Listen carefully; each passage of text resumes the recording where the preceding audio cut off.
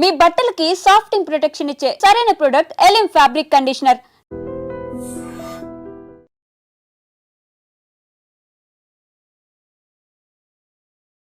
Sir Begumpet తర్వాత మల్కాజ్గిరి. మల్కాజ్గిరి అక్కడ rowdyism చాలా రకాల క్రైమ్ కనిపిస్తుంటుందండి. మల్కాజ్గిరిలో అంటే డిఫరెంట్ కల్చర్ పబ్లిక్ కూడా ఉంటారు. డిఫరెంట్ పబ్లిక్ ఉంటారు.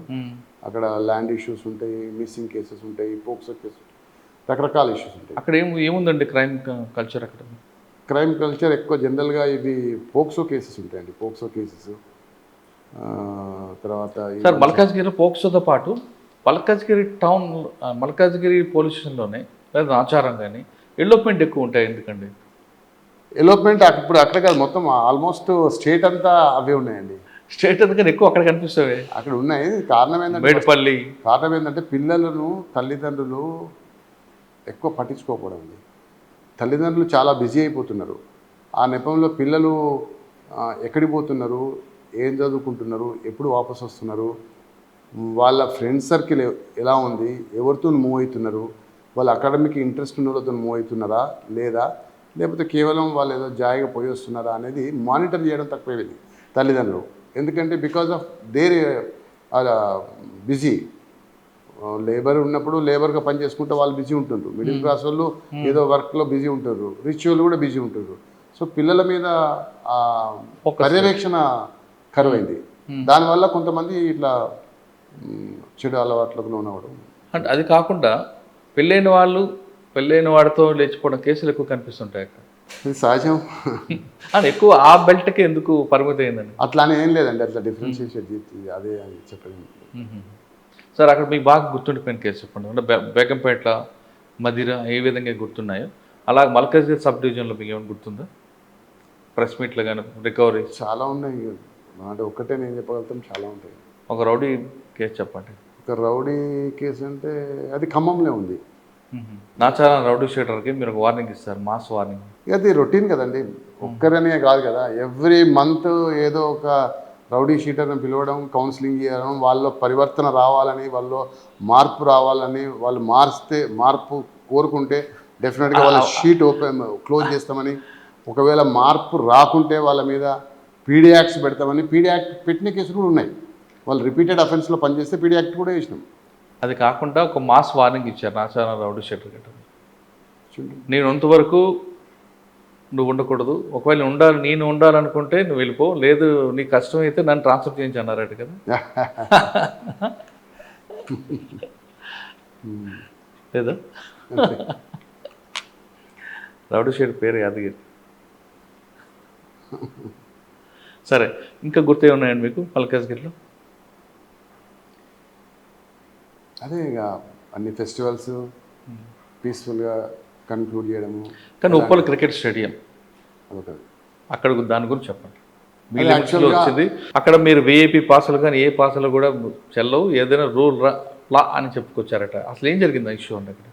జనరల్గా ఉప్పల్ స్టేడియం అంటే వాళ్ళు కాంప్లిమెంటరీ పాసెస్, వాళ్ళు ఐపీఎల్ వాళ్ళు కానీ ఎస్సీ వాళ్ళు కానీ ఇస్తుంటారు కాంప్లిమెంటరీ పాసెస్. వాళ్ళ క్లబ్ మెంబర్స్. కానీ అక్కడ మీకు ప్రజలు ఎక్కువ ఉంటుంది కదండి, అందరూ చాలా మంది ఫోన్లు చేసేట్టుగా. అవును అనుకుంటారు, జనరల్గా పోలీస్ దగ్గర ఉంటాయి, పోలీసులు ఇస్తారని అనుకుంటారు. కానీ అట్లాంటిది ఏముండదు. ఈ ఏరియాలో పనిచేస్తున్నాం కాబట్టి వీళ్ళకు టికెట్స్ ఈజీగా అవైలబిలిటీ ఉంటుందని చెప్పేసి అనుకుంటారు. కానీ వాస్తవంగా పాపం అక్కడ పోలీసులకు కూడా కష్టమే. అక్కడ పనిచేసే కానిస్టేబుల్లకు, ఎస్ఐలకు టికెట్స్ దొరకాయి. వాస్తవంగా మేము కూడా కొనుక్కోవాల్సిందే. ఇప్పుడు మేము చాలామంది ప్రజలు తట్టుకోలేక మేము కొని ఇచ్చిన సంఘటనలు ఎన్నో ఉన్నాయి.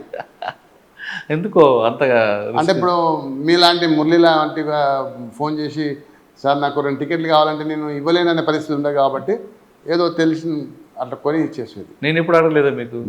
మీరంటే మీరు కాదు కదా, అది వినే వాళ్ళకి చూసే వాళ్ళకి నేను అడగలేదు. వాళ్ళు అన్నాను అలాంటి నేను కూడా ఎవరిని అడగలేదు కూడా.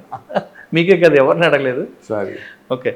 అక్కడ ఈ హెడేక్ని ఎలా భరించారండి? ఈ ప్రెజర్ ఎక్కువ ఉంటుంది. ఆఫీసర్ మీరు అన్నట్లుగా ఆఫీసర్ ప్రెజర్ ఉంటుంది, కింద స్థాయిలో మీ ఇంట్లో కుటుంబ సభ్యులు, వాళ్ళు వీళ్ళు అన్ని రకాలు. ఈ ప్రెజర్ మీరు ఎలా ఫేస్ చేశారు? మరి అక్కడ ప్రెజర్ ఉంటుంది. ప్రెజర్ సమాధానం చెప్పేది అందరికీ. అవకాశం ఉన్న వరకు అడ్జస్ట్ చేసేది, మన చేతిలో ఉన్న వరకు అడ్జస్ట్ చేసేది, అవకాశం లేనప్పుడు కన్విన్స్ చేసేది, పరిస్థితిని వివరంగా చెప్పి కన్విన్స్ చేసేది. తర్వాత మళ్ళీ మా డ్యూటీ ఉంటుంది కదా, ఇవన్నీ కన్నా ఎక్కువ. ఉమ్. అంత ఆల్మోస్ట్ 35,000 స్పెక్టేటర్స్ వస్తారు. అటు ప్లేయర్స్ ప్రొటెక్షన్ చూసుకోవాలి, స్టాంపేడ్ కాకుండా చూసుకోవాలి, ప్రాపర్ బందోబస్తు అరేంజ్మెంట్ చూసుకోవాలి, ఫుడ్ అరేంజ్మెంట్ చూసుకోవాలి, కోఆర్డినేట్ చేసుకోవాలి అన్ని డిపార్ట్మెంట్స్ తోటి, అవన్నీ ఉంటాయి. బట్ అన్ని మ్యాచ్లు అదృష్టవత్తు చాలా పీస్ఫుల్గా ఎలాంటి అంటువర్డ్ ఇన్సిడెంట్ లేకుండా ఐపీఎల్స్ కానీ ఇంటర్నేషనల్ మ్యాచెస్ కానీ చాలా పకడ్బందీగా చేయడం జరిగింది. కానీ ఒక సన్ రైజ్ సంబంధించిన మేనేజ్మెంట్ని కూడా రాంగ్ రూట్లో వెళ్తే ఆపారట కదా. అవును, ఆపారు. అప్పుడున్న మన డీసీపీ గారు, ట్రాఫిక్ డీసీపీ గారు ఎవరికైనా ఒకే రూల్ అని చెప్పి పక్కా చేశారు. వాళ్ళను రెగ్యులర్ రూట్లో వచ్చి ఓన్లీ ప్లేయర్స్ కని పెట్టారు. అది ప్లేయర్స్ కొని పెడితే ప్లేయర్సే రావాలని చెప్పారు సారు. తప్పేం లేదు. వాళ్ళు ఈవెంట్ మేనేజర్లు కదా, వాళ్ళని ఆపుతారా అని అక్కడేం అంతకుముందు చెప్పలేదు కదా. ఈవెంట్ మేనేజర్ ఇట్లా రావాలని ఉంటే సార్ అలో చేద్దురు, కానీ ఈవెంట్ మేనేజర్ ఇట్లా అని లేదు. ఓన్లీ ప్లేయర్స్ వేయని ఉన్నారు కాబట్టి ప్లేయర్స్ని అలో చేశారు.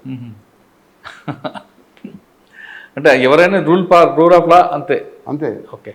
తర్వాత ఎక్కడికి వచ్చారు సార్ మల్కాజ్గిరి తర్వాత? మల్కాజ్గిరి తర్వాత మళ్ళీ కొంతకాలం హ్యూమన్ రైట్ కమిషన్లో ఉన్నాను.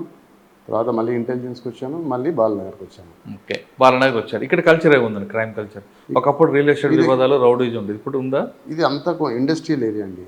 ఇది ఆల్మోస్ట్ మినీ ఇండియా అనుకోవాలి. ఈ బాలనగర్, జీడిమట్ల కానీ, జిగదిరుగుట్ట కానీ చాలా హైలీ డెన్సిటీ ఏరియా. ఇదంతా పాపులేషన్ ఎక్కువ, క్రైమ్ ఎక్కువ, ఎస్పెషల్లీ ఎలోప్మెంట్స్, మిస్సింగ్ కేసెస్ ఇవి చాలా ఎక్కువ అవుతుంటాయి. ఎవ్రీ డే మిస్సింగ్ కేసెస్ ఉంటాయి. ఏదో ఒక పని మీద ఇష్టంతో మేల్ పోతారు, ఫీమేల్ పోతారు, చిల్డ్రన్ పోతారు, రకరకాల మిస్సింగ్ కేసెస్ ఉంటాయి.